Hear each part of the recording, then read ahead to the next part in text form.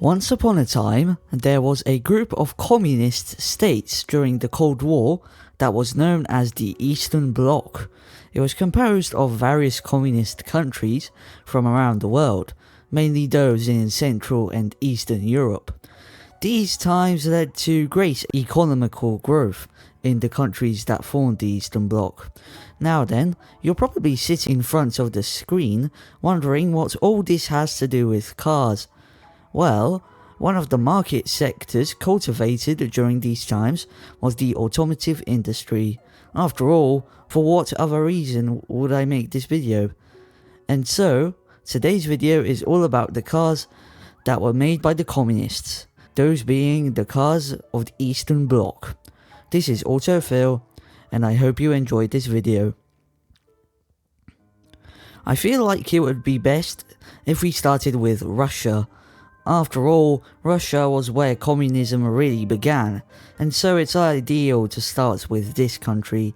AvtoVAZ has to be the most iconic Russian manufacturer, and it just so happens to have been founded by the Soviet government all the way back in 1966, right in the middle of the Cold War. AvtoVAZ was established with the help of Italian manufacturer Fiat, and so AvtoVAZ could use pretty much any Fiat model as their base for a car that is hard to call new.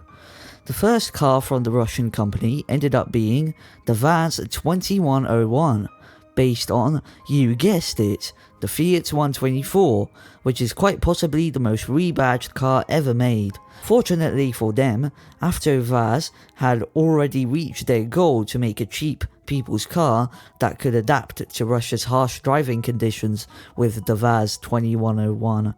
With that, after a couple more Fiat-sourced vehicles, AvtoVAZ created their first car to have an original design. That, of course, being the VAZ 2121 Niva, later known as the Lada Niva. I won't say much about it, seeing as I've already mentioned the Niva in another video, but the point is that the Niva would go on to become one of the most legendary cars ever made. This was the year 1977, and around the same time, AvtoVAZ released the VAZ 2105, better known as the Riva. This was one of the company's first cars to be sold outside of Russia, and was definitely by far one of the most popular. In fact, in certain territories, the Riva was sold all the way until 2015, over 25 years after its release. In the 80s, AvtoVAZ began selling the VAZ 2108, better known as the Lada Samara. This would end up becoming one of the company's more civilized models, with, no joke, 5 body styles to choose from, as well as being sold through 2 generations, also being offered in literally every part of the world. Soon enough, in the 90s, AvtoVAZ began selling its cars as Ladas commercially. The last new car made by AvtoVAZ before the end of the Cold War would end up being the Tavria, which wasn't even made by the company, but rather by Ukrainian manufacturer AvtoZAZ, which we might talk about later, we'll see. Seeing as we've talked enough about AvtoVAZ, what about any other Russian car manufacturers that were trading during the Soviet times? Well, there's Gaz, which has made a variety of cars over the years, such as the Gaz M20 Pobeda and the Gaz 24 Volga. Another Soviet manufacturer was AZLK, which still exists today and sells cars under the Moskvich brand. What I think is the most well-known model Moskvich has made is the 2141 Aliko. With all that said, you could say that the Russian car industry was at its very best during the communist times. It spawned some great cars, and some, in fact, most of which arguably being bad. Now then, it's time to move on to our next communist state. Next up on our list of communist car industries is the Polish car industry. As a Polish person myself, it's nice to talk about something that is rather familiar. The automotive industry in Poland wasn't very advanced prior to the communist times, with only a couple of Polish cars made during that period. During the communist times, the Polish car industry was at its very best, with many cars produced there. The most notable Polish car company from these times has to be FSO, which was founded in 1950 by the communist Polish government. The first FSO was the Warszawa, which means Warsaw in Polish, basically Poland's capital city. This was essentially a rebadged Gaz M20 Pobeda, which we already talked about in this video. Another vehicle made by FSO during the 50s was the Syrena, named after the mermaid that, according to legend, protects the river Vistula and the aforementioned Polish capital city Warsaw. The cute little Syrena was produced all the way until 1983 without a major facelift, which is crazy. That's over 20 years of production. Moving on to the 60s, the Polish government, which owned FSO, secured a contract with Italian automaker Fiat, allowing them to produce some of Fiat's cars under license, in the same way that after Vaz did it, as I mentioned earlier. FSO chose to manufacture Fiat's cars under the Polski Fiat brand, with the first car sold under it being a rebadged version of the 125 saloon called the 125P. It would go on to become one of the most well-known Polish cars, even being sold in various parts of the world, not just in Poland. And so, the 125P would end up earning the nickname Duży Fiat from the Polish, the nickname literally meaning Big Fiat. Soon enough, another Polish company called FSM, which came to life thanks to FSO's licensing agreement with Fiat, also began producing their own version of the 126 hatchback, known as the Polski Fiat 126P. This is by far the most iconic Polish car, gaining the nickname Maluch, meaning little one in Polish. The Maluch would go on to be sold until the year 2000 for a whopping 27 years. In the late 70s, FSO would introduce the 125P's successor, that being the Polonez. A car with an entirely Polish design, it still used the 125P's platform, as well as many of its components, which essentially meant that the Polonez, other than its design, is almost the same thing as the Fiat 125P. The Polonez would also be sold for quite a long time, all the way until 2003, gaining a variety of body style options during its two generations. That's really it when it comes to FSO during the communist times. And while the company still exists today, it stopped making cars in 2011. During the communist era, FSO also made various concept cars, such as the Ogar and the Warszawa 210. That's really it when it comes to the Polish automotive industry, while the country was part of the Eastern Bloc. It's time to move on. Our third country for today is Germany. You may think that's strange because Germany was never part of the Eastern Bloc. Well, it was, but only part of it. East Germany happened to be a communist state, part of the Eastern Bloc, and despite its only being a state, not really a country, East Germany had quite a lot of cars during the communist era. An example of a car firm from East Germany is the Automobilwerk Eisenach, better known as AWE. The company already existed prior to the Cold War and until then primarily made BMWs, being owned by BMW until 1952. What we want to talk about when it comes to this company is their Wartburg brand, which was introduced in 1956.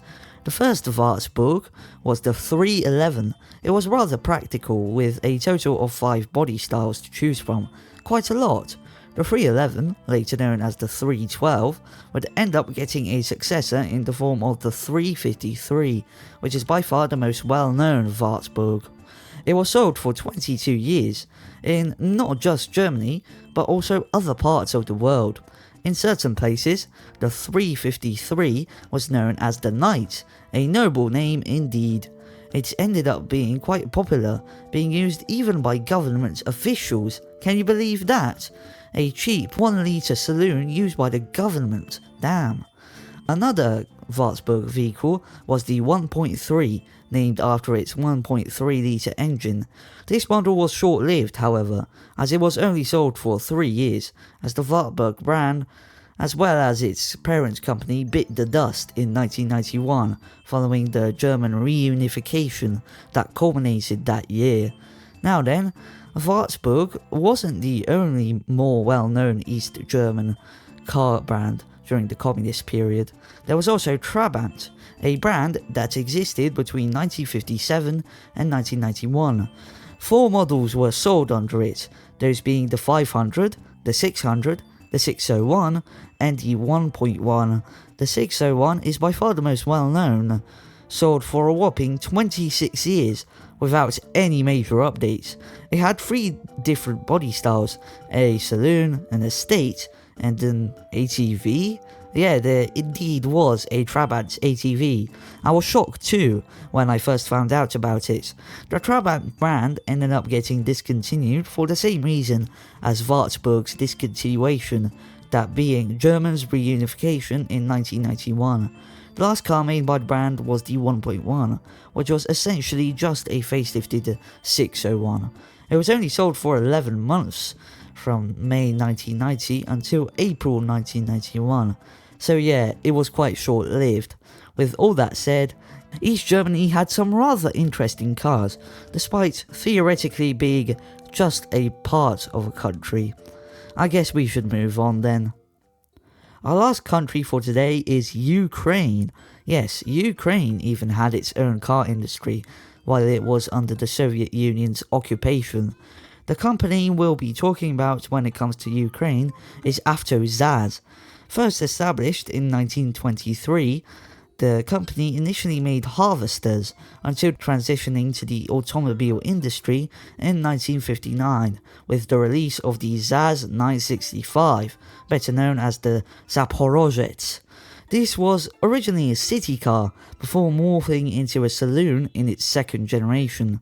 The Zaporozhets proved to be rather popular, even being used by the Russian President Vladimir Putin, which is rather ironic considering the current political situation between Russia and Ukraine. In total, the Zaporozhets ended up being sold for 34 years, counting both generations.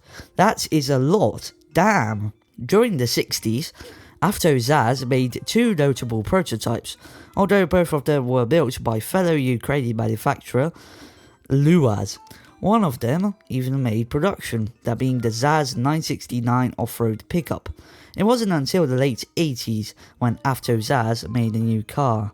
That new car was the successor to the Zaporozhets, that being the ZAZ Tavria, a traditional hatchback with multiple other body styles, those being a saloon, estate, and pickup.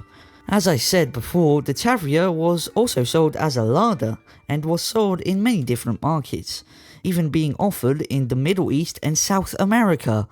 Beginning production in 1987, the base variant, that being the hatchback, was discontinued 10 years later, although it would eventually get a sort of facelift in 1998 that would get sold until 2007. Meanwhile, the other variants kept going strong. The saloon version, called the Slavuta, ended up being sold for the longest time, with a production run of 16 years. And with that, the story of AvtoZAZ wraps up, at least for the communist era. The company still exists today, and currently makes minibuses. Nothing special, I know, but at least the old cars were somewhat interesting. That's really all I have to say about AvtoZAZ. Thank you for watching today's video. I hope you enjoyed it, and if you did, why not like and subscribe? If you have a video suggestion that you would like to share, feel free to share it in the comment section down below. By the way, thank you so much for 1,500 subscribers. I've already got to this milestone, and I'm honestly flabbergasted at my channel's growth. After all, it's all thanks to you, the viewer. With all that said, this is Autofill. See you later.